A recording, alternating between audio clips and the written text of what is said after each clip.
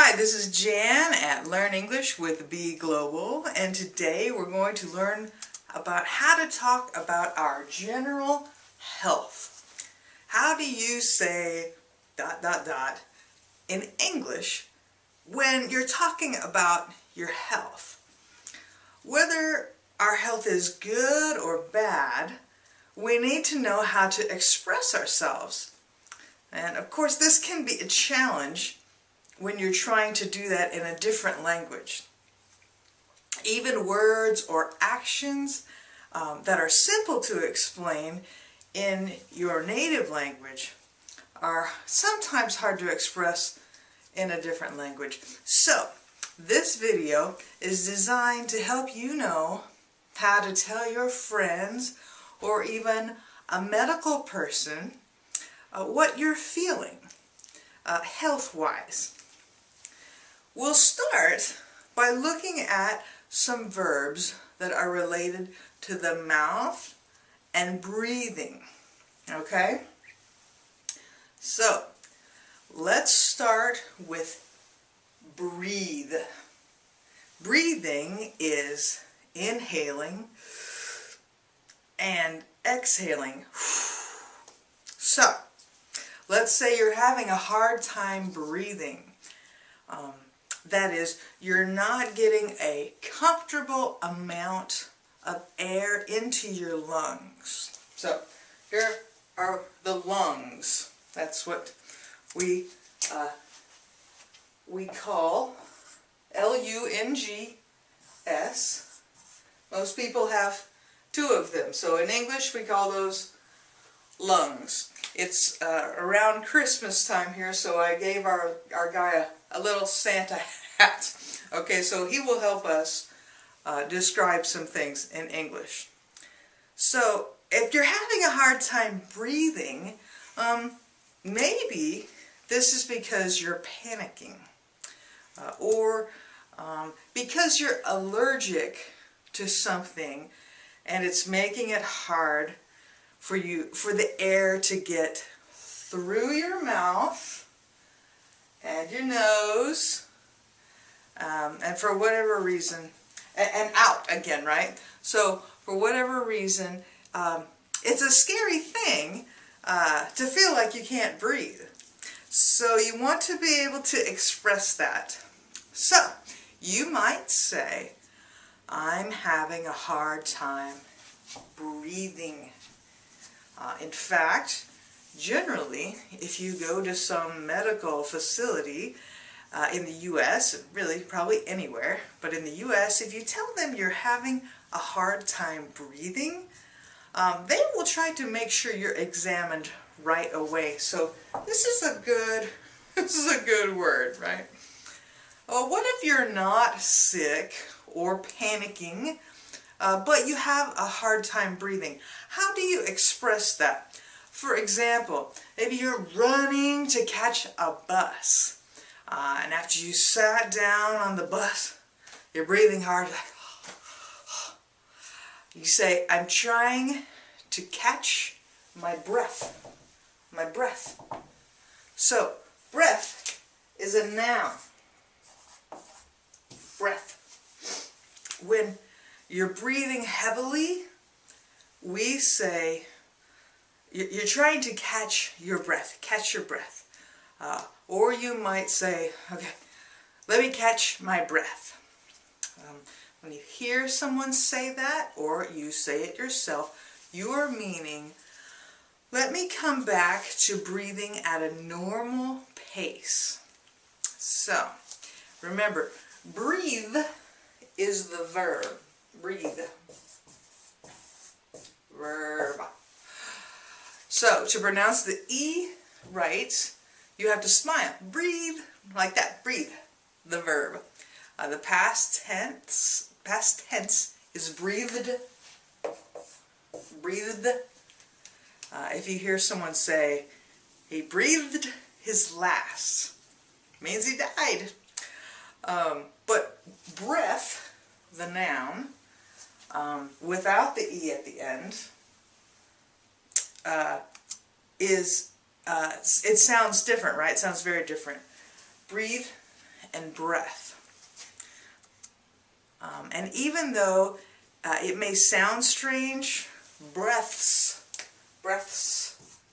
is the plural of breath.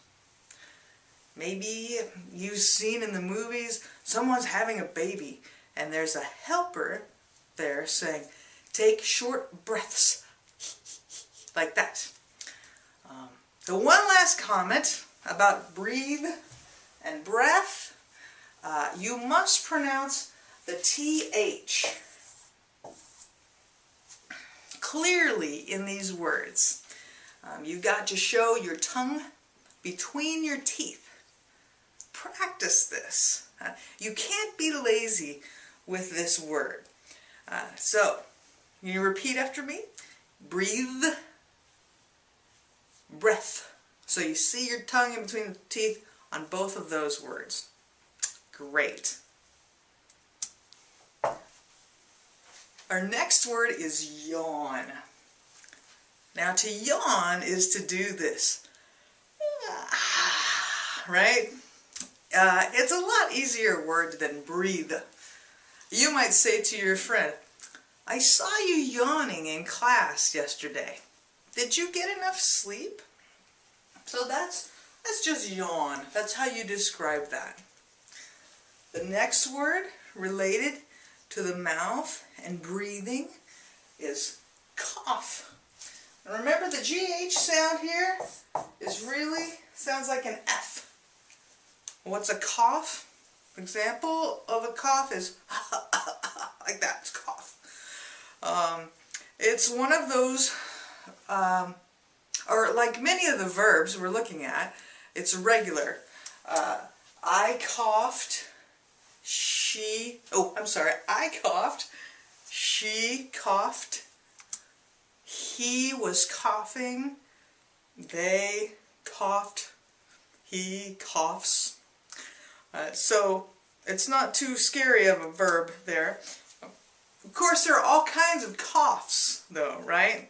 If you have to explain it to a doctor or a friend. So here's an example. If you're really sick in your lungs, remember we talked about our lungs, you say, I have a heavy cough. Or maybe you just have a normal cough that's associated with a cold. You might say, I keep coughing in class. I need to get some cough drops.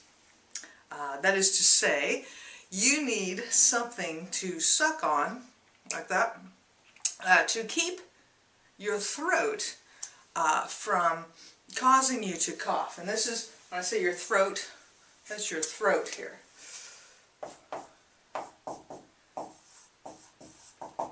So Throat, and that's just this area back here.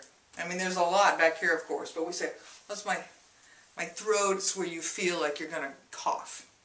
Cough can also be a noun too. So it can be a verb or a noun.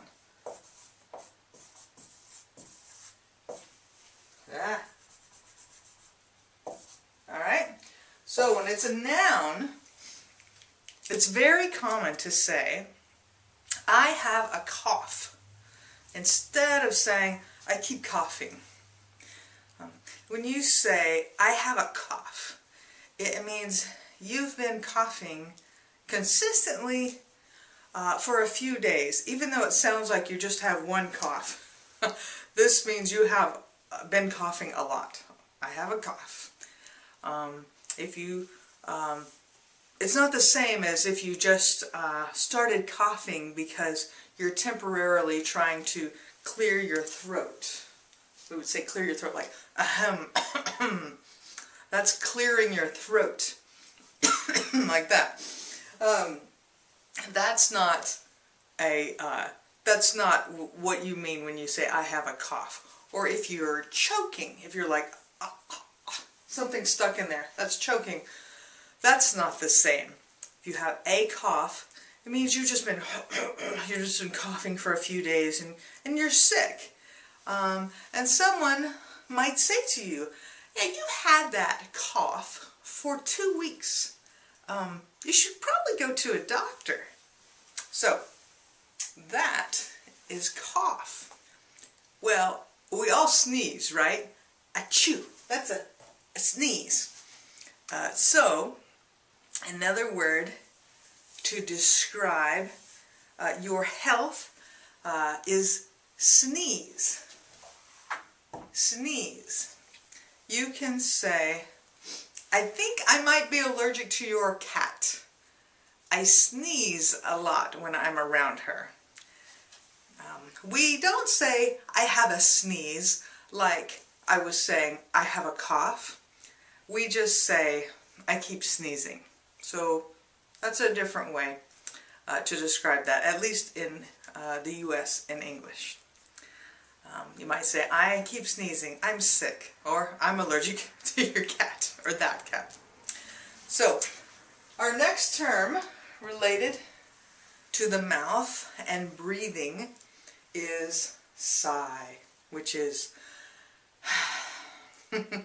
sighing is just breathing heavily once. And for various reasons, right? Maybe sadness or tiredness or relief. Those are some emotions connected with this action. The verb sigh is pronounced without the GH sound. It's just sigh. That's it.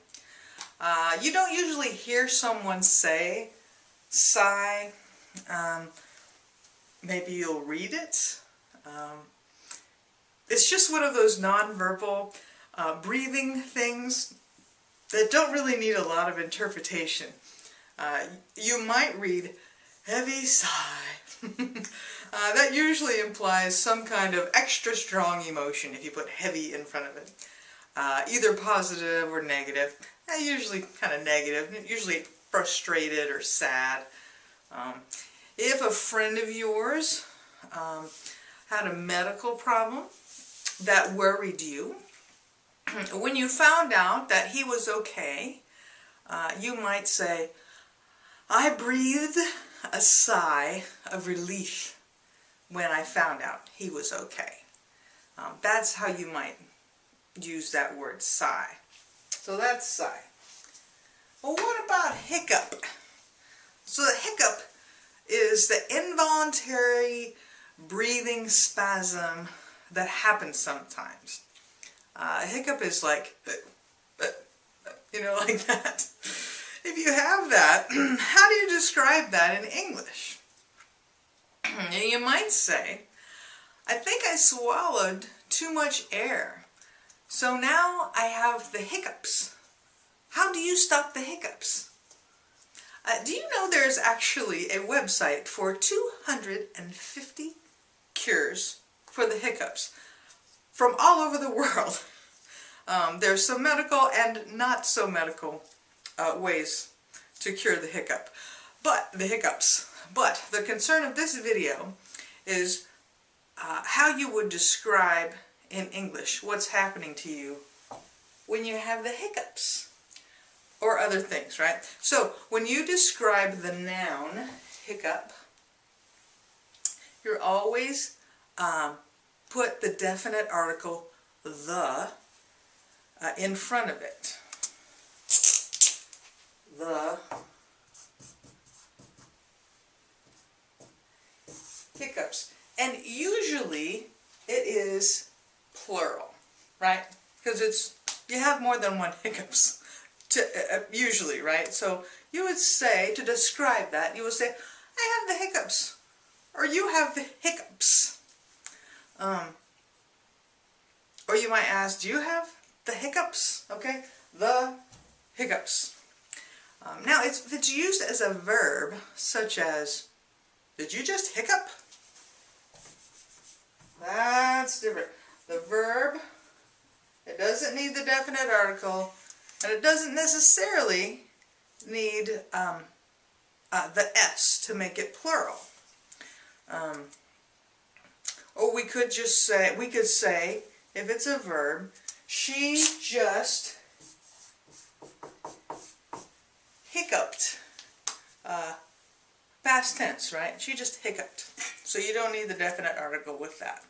Or, I keep hiccuping. I can't stop hiccuping. So, that is how you say hiccup. Our next word is snore. Snore. That's the snorting or grunting sound some people make when they sleep.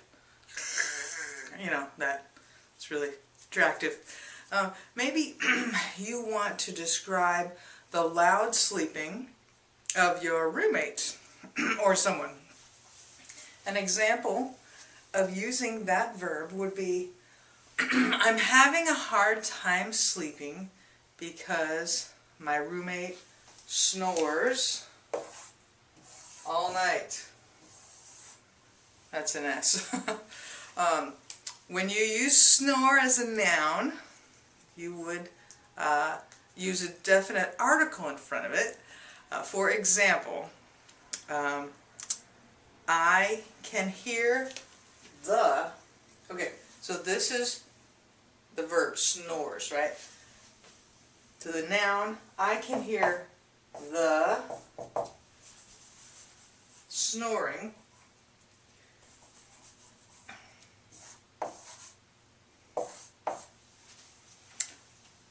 through the door. So the is identifying the noun. Okay. Well, let's take take a look at a couple other words that are connected with your general health, but that have to do with digestion and and eating. All right, and your stomach. Let's look at the word chew. Suppose you go to the dentist. That's the doctor that looks at your teeth, right? And you tell him or her you have a pain in your mouth, right? So you could tell him, it hurts when I chew on my right side. To chew is to work your teeth together like that, to make the food small in your mouth so it's easy to swallow. So it would be correct for you to tell the dentist or the doctor, I first discovered the pain in my mouth when I was chewing my pizza. We also say bite, bite, bite, but it's a bit more precise. You can bite something and not have it go down your throat, right? You just bite. Chewing usually has to do with going down your throat. For example, if a dog bites you, you can tell the doctor, I got bit by a dog. You wouldn't say, I got chewed by a dog, unless, it was a really hungry dog, and he ate you. He probably just bit you, right? Bit. It's the past tense of bite, as you know. So those are two different things that have to do with your mouth and chewing, digestion, things like that. So, to chew denotes a continuous action. And if you put your teeth together just once, it's bite. So our next word that pertains to eating and digestion is an important one. It's swallow, or to swallow. To swallow is the verb. I've already used that a couple times before in this video, and maybe you've picked up on what it means in the context. To swallow is this. Okay? So now you know it is to cause food or drink to go down your throat. It's the muscle It's the muscle that moves that, right? That's, you know that, but this is how you say it in English, to swallow. So many times we can tell if we're getting a cold, getting a little sick, if it hurts when we swallow, right? That's not good. The back of your throat is red, or some other maybe not red, maybe another bad color, another color that's not good. Or maybe it might even hurt our ear when we swallow, right? Because of the connection. It can be very painful. So you want to be able to know how to express that correctly if you go to the doctor. We swallow a lot. So if you go to the drugstore or the pharmacist, maybe you could, or the pharmacy, you could ask the salesperson, do you have something I could take for my throat? It hurts when I swallow. They should be able to tell you how they can help you. Of course, if it hurts for a while when you swallow, you'll probably have to actually go to a doctor so they can look at the back of your throat and see if there's some kind of infection that they needs a stronger response than something you would get at the drugstore. Another verb connected to eating and digestion is to rumble. Rumbling has to do with your stomach. Maybe you ate something that was bad, that your stomach begins to make sounds. So you might have to miss class or miss work because your stomach is upset. That's what we would say. Our stomach is upset. My stomach is rumbling. I think I ate something that made it upset. I better stay home. So that's maybe how you describe that on the phone. We also use the word grumble. Now, the only difference is the G there, okay? And we say, probably more often, hopefully, my stomach is grumbling, and that's when we're hungry, okay? I want to eat. So a grumbly stomach is hungry, and a rumbly stomach probably ate something that wasn't so good, that did not agree with your body. So let's move on to verbs connected to the eyes and the face. To blink is this, like that. It's to open and shut your eyelids. Eyelids. And usually it's to adjust your eyes to what you're seeing, or maybe feeling about what you're seeing. Maybe the light, and when you first wake up, you're blinking. And it's not an action towards anyone. You're just adjusting. Now, that's blink. Wink is done towards someone. So that's a wink, right? So with one eye, either eye will do, right? That's a wink with a W. And you don't wink with two eyes. It doesn't make sense. Now, if your eye winks involuntarily, we call it a tick or a twitch, same kind of thing. Sometimes when we get stressed or nervous, we're not trying to move our eye, but our nerves seem to be moving it for us. So it's just like kind of, you know. So that's a twitch or a tick. And you may say, I've had this twitch in my eye, and I'm not winking at you, I just have this twitch or tick, nervous tick, we would say, T-I-C. So if that lasts for a long time, or you feel like it's becoming disruptive, then you can tell your doctor, I have this tick or twitch in my eye. It looks like I'm winking when I don't intend to wink. Can you give me some advice? Well, another general medical term you could use to describe something about your face or eyes is, you could say you look pale. Pale is an adjective. It just means your skin color is whiter or lighter than it should be normally.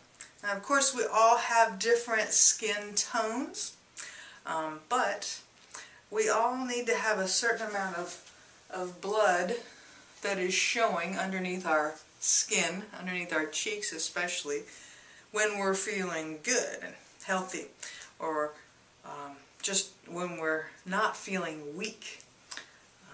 If we don't have that color, good color, your normal healthy color, maybe one of your friends would say, you look kind of pale. Pale. You don't look well. Maybe you should go to the doctor. We would also say, you look green.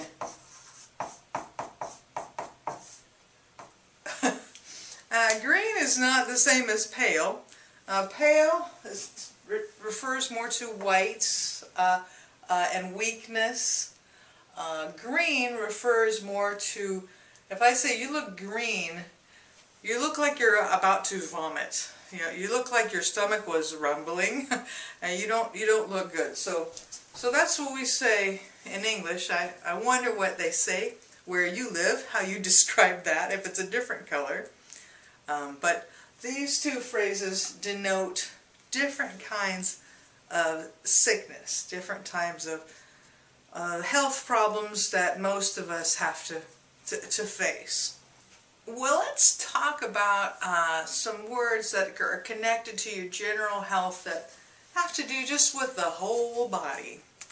What if you think you have some kind of flu, FLU, right? And that's short for influenza, right? We see this a lot worldwide, right? So how would you describe, because there are different kinds of flus, right? How would you describe to someone who can help you if you feel like you have the flu?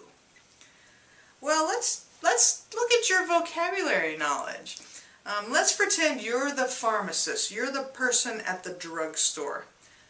You're the person who has the authority to dispense drugs for medical help. So, pharmacist. Pharmacist. Okay, that's the person at the pharmacy, or just be pharmacy with a Y, the drugstore. That's where you would go. So say you're the pharmacist, and I come to you and I say, I feel feverish. Feverish.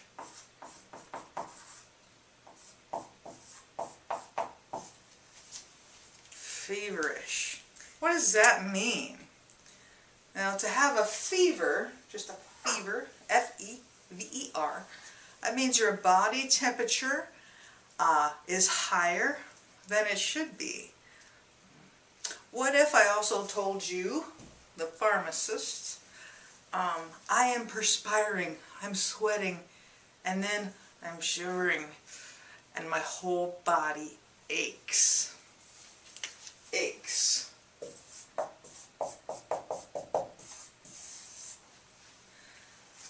What would you know what I was talking about?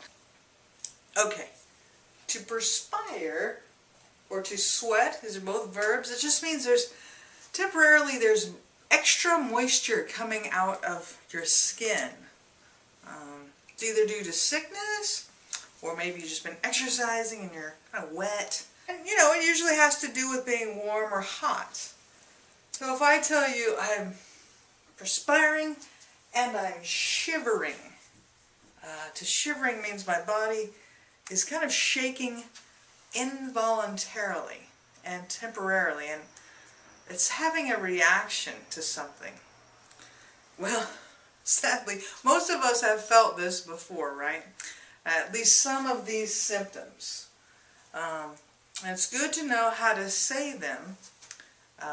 If you're, to say them in English, if you're in a place where they only speak English. Well, I hope this has helped you learn some general health terms in English. And I want to thank you for watching this video. And if you like this video, hit subscribe and leave a comment below.